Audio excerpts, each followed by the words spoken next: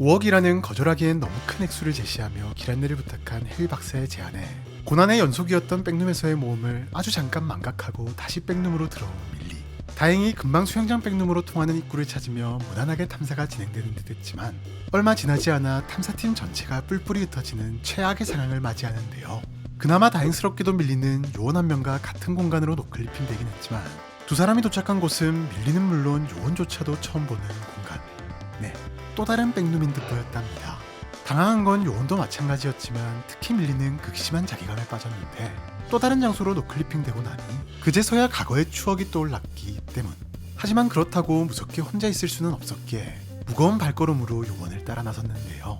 우선 두 사람이 도착한 곳은 사무실이 떠오르는 모습의 꽤나 넓은 공간이었는데 실제로 사람만 없을 뿐 컴퓨터와 책상 그리고 의자와 밝은 조명 등등 완벽한 사무실의 모습을 하고 있었고 책상을 자세히 살펴보니 누군가가 남긴 듯한 포스트잇 메모도 여기저기서 발견할 수 있었답니다.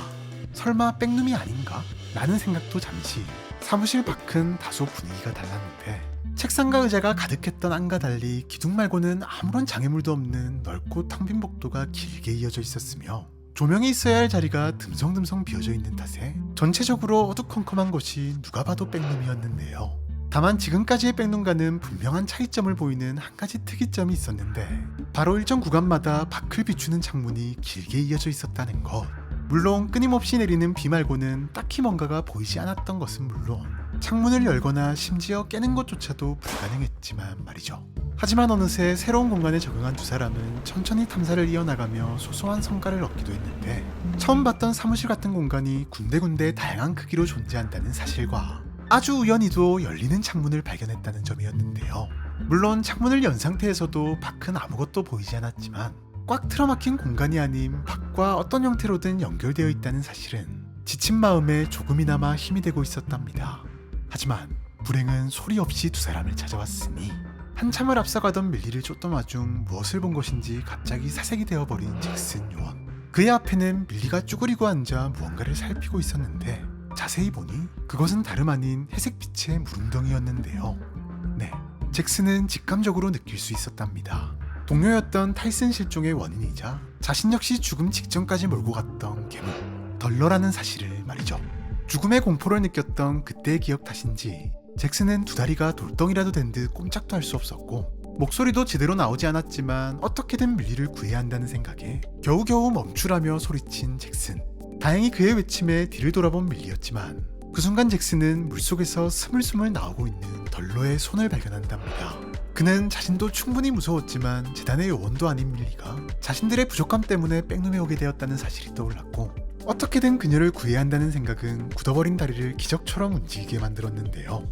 순간 전력으로 내달린 잭슨은 간발의 차로 밀리를 밀쳐내는데 성공한답니다. 하지만 정작 그는 덜러의 공격을 피할 수 없었고 깜짝 놀란 밀리가 잭슨을 구출하려 했지만 아무리 당겨도 꿈쩍도 하지 않는 상황. 결국 잭슨은 도망치라는 외마디 비명만 남긴 채 완전히 끌려 들어가고 있었는데요. 밀리는 뒤도 돌아보지 않고 달리기 시작했답니다. 그렇게 얼마나 달렸을까요? 다행히도 괴물은 더 이상 쫓아오지 않는 듯 보였지만 밀리는 밀려오는 자책감을 숨길 수 없었답니다. 돈에 눈이 멀어 겨우 탈출했던 백룸에 제 발로 다시 들어온 것도 모자라 자신의 부주의로 인해 다른 사람이 죽게 되었다는 충격은 물론 더 이상 혼자서는 이곳을 빠져나갈 희망이 보이지 않았기 때문이었는데요. 그 순간 밀리는 별 생각 없이 읽었던 쪽지가 떠올랐고 쪽지의 내용처럼 차라리 죽는 게 더 낫겠다는 생각을 하기에 이른답니다.